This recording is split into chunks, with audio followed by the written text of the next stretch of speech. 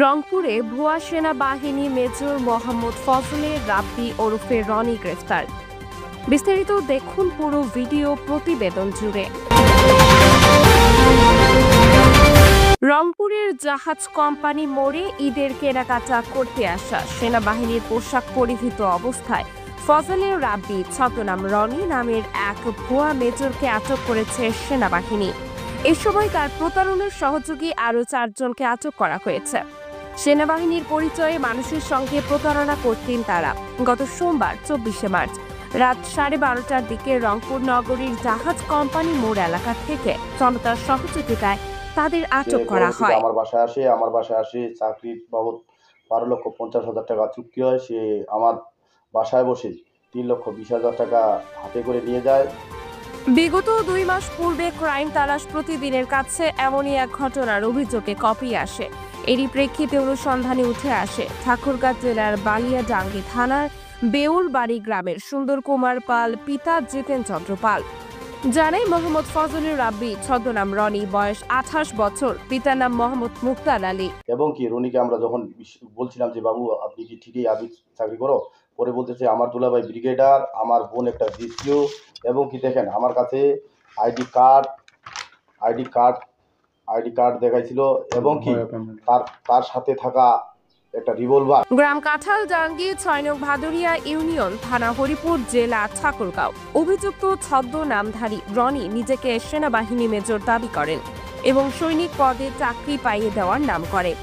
আলোচনা সাপেক্ষে চুক্তি করে বিকাশ নগদ ব্যাংক অ্যাকাউন্টের মাধ্যমে প্রায় 12 লক্ষ টাকা হাতিয়ে নেওয়ার অভিযোগ উঠেছে। আগে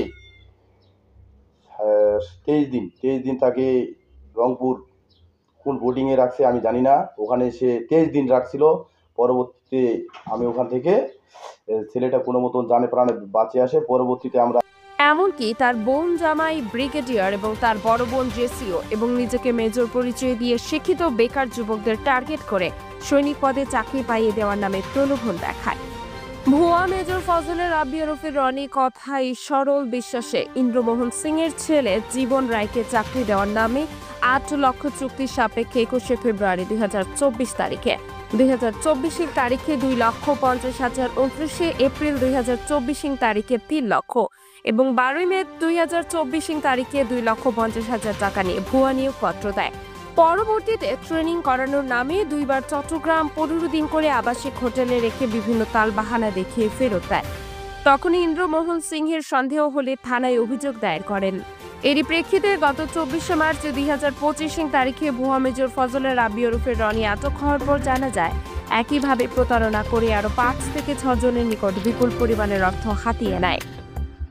সম্মানিত দর্শক, ক্রাইম তালাশ প্রতিদিনের আগামী পর্বে ভুয়া মেজর ফজলে রাব্বি ওরফে রনির ব্রিগেডিয়ার বোন জামাই এবং বড় বোন জেসিও সহ সকল প্রতারণার প্রতিবেদন প্রকাশ করা হবে। সেই পর্যন্ত আমাদের সাথেই থাকুন। ধন্যবাদ। 12,50,000 টাকা চুক্তি হয়। সে আমার বাসায় বসে 3,20,000 টাকা হাতে করে নিয়ে যায়। এবং কি রনিকে আমরা যখন বলছিলাম যে বাবু আপনি কি ঠিকই আবি চাকরি করো, পরে বলতেছে আমার দুলাভাই ব্রিগেডার, আমার বোন একটা জিসিও। এবং কি দেখেন আমার কাছে আইডি কার্ড দেখাইছিল এবং কি তার সাথে থাকা একটা রিভলভার, ওটাও দেখাইছিল।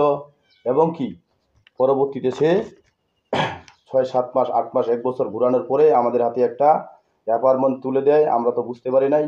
পরে আমরা যখন এটা নিয়ে আমার ছেলে যখন চট্টগ্রামে যাওয়ার উদ্দেশ্যে নিয়ে যায়, পরে বগুড়ায় নামায় নেয় একবার।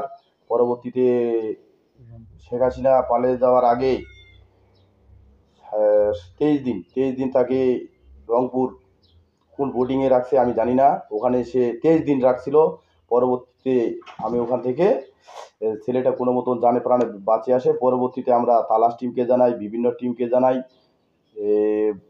দৈনিক পত্রিকাগুলোকে জানাই, তারা কেউ কোনো কিছু করতে পারে নাই। পরবর্তীতে এক ঢাকা লিটন ভাইয়ের এক সাংবাদিকের সাথে যোগাযোগ করে সে বিভিন্ন জায়গায় তল্লাশি করার পরে ইতিমধ্যে সে কয় তারিখ ইতিমধ্যে গত 2 দিন আগে সে রংপুরে জাহাজ কোম্পানি মোড়ে সে আর্মির হাতে সে নিজে ধরা পড়ছে। এখন আমি এই 12,50,000 টাকার বিনিময়ে এখন আমি আমার সংসারে থাকতে পারি না। আমি এখন মহাজনের চাপে, ঋণের চাপে আমি সংসারে থাকতে পারি না। এবং কি রনির আমি আইনগতভাবে দৃষ্টান্তমূলক শাস্তি চাই।